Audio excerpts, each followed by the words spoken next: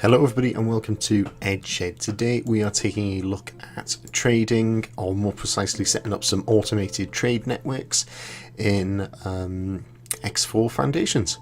So this sort of follows on quite nicely from the previous video I did, where I went through and explained the very basics of the game, getting started. And this should hopefully take you on from the point where you have maybe managed to acquire a trade vessel. So currently, this guy is set up to, if I can click on him, this guy is set up to do automated trading. So if I right click on it and select info, and normally it'll show you this, but if you click next to it onto behaviors, it'll show you what's going on. So we have what it's doing. So it's currently executing this trade. So it's bought some turrets. It's bought 550 and it's now taking them to the shipyard to sell, and hopefully it will make a profit for me. I mean, I haven't actually checked, but it'd be a pretty stupid pilot if it didn't do that. That's part of the reason I don't particularly like when you just set it to auto trade. So to do that, all I did was I selected one of the ships. I've got some more down here. And if you right click an empty space, you can simply select auto trade in Galaxy and it will just go off and it will start doing some auto trading, and it should start bringing in some money for you. Now, that doesn't necessarily mean that they'll do the smartest trades, or even if perhaps you want them to deliberately import certain wares into an area, it won't necessarily do that either. So some of the other options that we've got is we can in fact do manual trades. So last time I gave the example of buying energy cells in this sector and then selling them again in this sector. This time it doesn't look like energy cells will be buyable enough. Oh no, it does. Sorry, I'm misreading it. It always strikes me as weird that sold is below it. But once I've selected a trade vessel, what I can do is I can right click somewhere and I can tell them to trade with it. And I can say buy 9,200 energy cells, which has bumped the price up to nearly 19 credits, so they've become a bit more expensive. But now I can find all the places that are buying energy cells, such as this engine part factory, and I can come in and I've accidentally unselected my ship. That's fine. We'll simply come back down here and reselect it. We can come over, we can click on it, and we can go trade with. And despite the fact it hasn't already bought the energy cells, we can indeed go ahead and sell them, because it will know that we'll have them by the time we get to doing this order. Now it looks like they're not buying them for as much, so maybe I've selected the wrong one.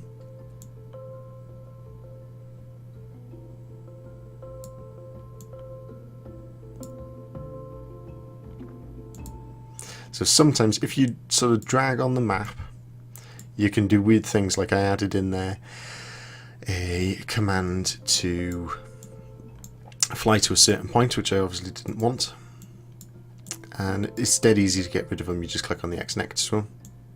Manual trading can be a bit fiddly when you're doing it with ships that you're not flying in.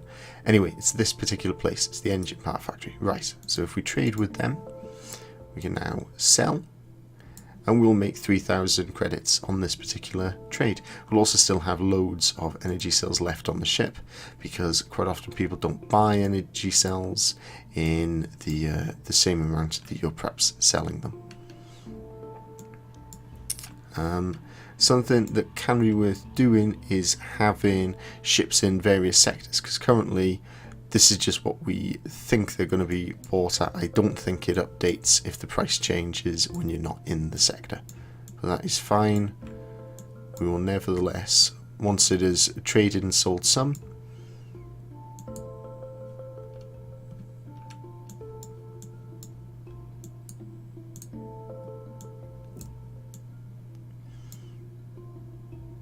we will come down here and we will sell to this factory, and I've done it again.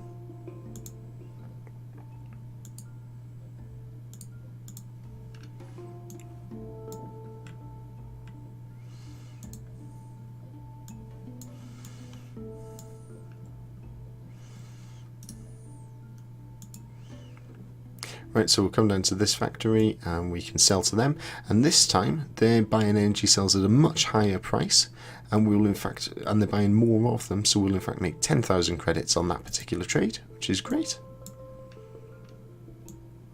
And we'll have a look, see who else is perhaps buying them. These guys will also be buying them, so we can trade with them.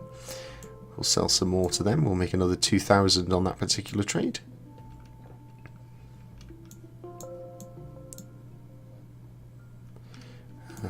And in fact it is updating the price that we'll be getting for them, which is great. So we can sell some more to these, and we'll make another 10,000 credits on them, and we will finally be out of energy cells. So we could do that, and we could even then tell it to come back here and buy some more energy cells. But what I think I'll just do is tell it to fly over here and park next to us. So it will go ahead and do that, and it will make us, I think it was about 30,000 credits in total. But that is obviously very manual and quite laborious. Say, with one of these ships, we wanted to make sure that it was trading just energy cells, but was doing just that automatically. We can again select auto trade, but this time if we come into information and we go to the behavior section and we open up auto trade, what we can do is remove everything from here that isn't energy cells. I don't know if I've maybe already deleted energy cells.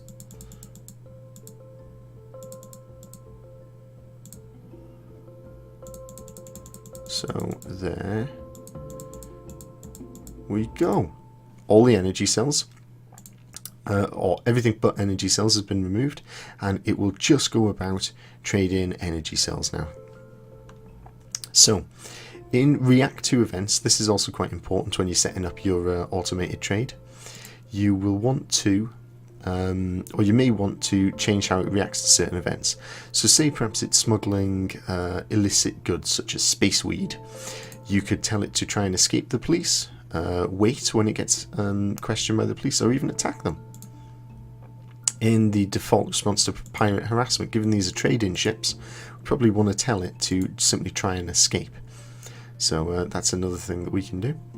And again, we've got options of what to do if they find an abandoned ship, so we could even tell it to try and claim if possible, to mark it, or to protect it until perhaps we arrive.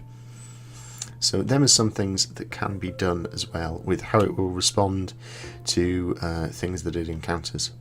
Right, so something else that you might want to be able to do, now that we've got some ships scurrying around doing particular trade missions, is we might want to be able to make sure that certain resources arrive at a particular destination, as currently I have this Mammoth Vanguard ship being built, except it's not being built because they don't have enough resources for it. So if we right click on it and we see build ships, we'll see that the missing resources are engine parts, shield components and drone components.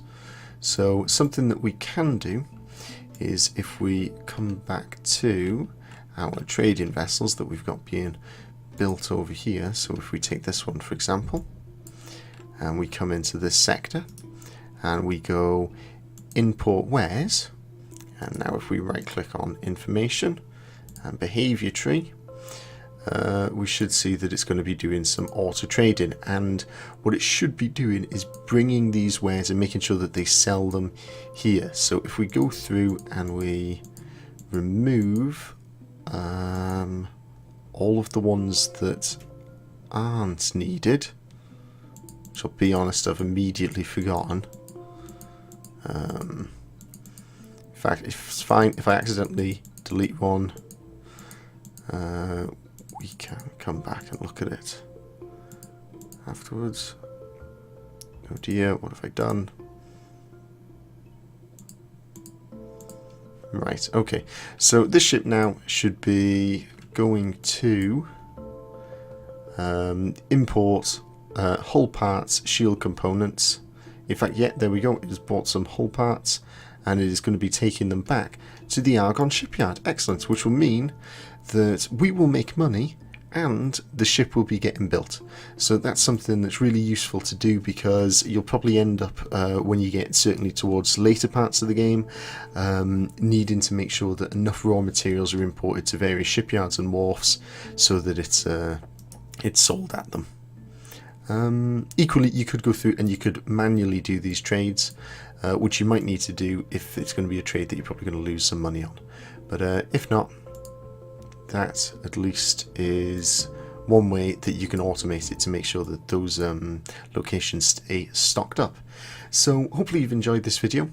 Please do like and subscribe, it really helps the channel, and there will be another video coming shortly on how to build your own stations and how to get them set up and running effectively. Thank you and goodbye.